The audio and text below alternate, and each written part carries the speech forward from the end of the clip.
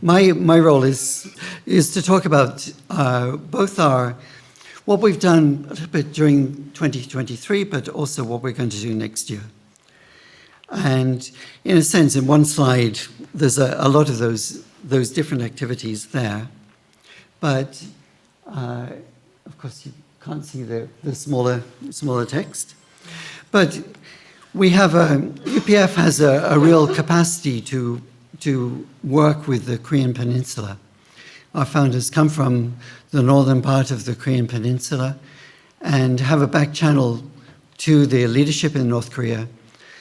So we've always had an interest and also expertise.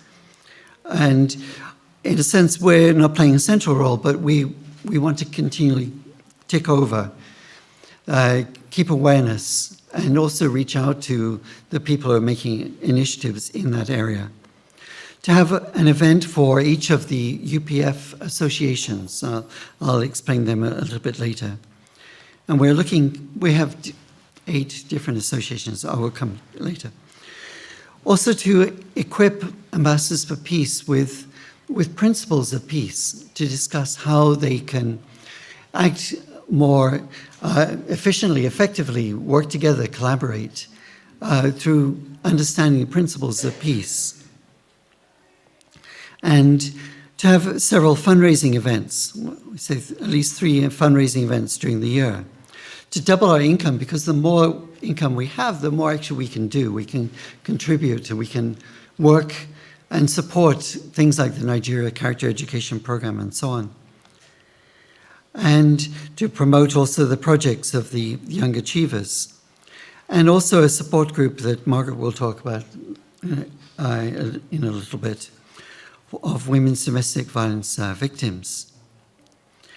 This is a follow-up awards, a Young Achiever Awards follow-up meeting we held here. This is the some of the awardees of the ceremony this year. This is an appeal that we held. This is going to be a kind of a very rapid fire. Otherwise, I can't do it. And we want to raise money, raise more actually for this appeal for Sudan, because of an ambassador for peace who's Sudanese himself, who works together with the Red Crescent and Red Cross. This is a fundraising dinner we had, a wonderful dinner. A number of you were there. I loved Keith holding up this I don't know what you call it, jug of Robin Hood. And Keith said, "You're rich. These are the people we want to help are poor. So dig deep. This is Robin Hood. He's got the right values for this role." But there was definitely in Keith's sense of humour. It's another event that we had in Watford. This is on International Peace Day. Duchess Niven Al-Gamal of Lamberton, unfortunately, is not feeling so well today, or else she would have been speaking earlier. She did a lot to promote this event and make it a great event during the year, among many events. And we can see Aurangzeb Akbar, he invited Lieutenant General Abdul Qureshi and many other VIPs that you've invited came. This is a Nigeria Character Education Project appeal that we're working together with Nigeria UPF. They have a character education program which is suitable for, and it's been accepted by people across Nigeria of different religious backgrounds, of Muslim communities, of Christian communities, of indigenous African communities. And they're working together with the Federal Ministry of Education to set up in every school, 4,600 schools in Nigeria. And this project is now going through a pilot program where they're testing the curricula. Together with a sister organization, actually, they raised the funds for a Libyan flood appeal. And we were the vehicle to, in a sense, to be able to direct it through the Red Cross and Red Crescent into Libya recently. And then the Red Cross is very interested in making a partnership. That's something that we would like to explore with them for future things. Actually, we also support a character education program in the West Bank. But afterwards, the hoops I had to go through with the Office of Sanctions Compliance, it took quite a bit of time. So working together with the Red Cross, Red Crescent, other charitable institutions is very wise. Founder's Vision, again, Principles of Peace.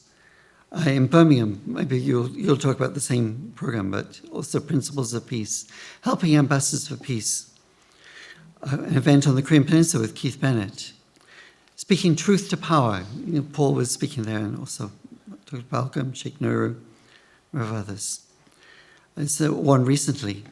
So this is the interfaith area, political area. Here's something with the elimination of violence against women and girls just a few days ago. And we're still in that 16 days of activism. World Environment Day was something we did this year. We've been reforming our website.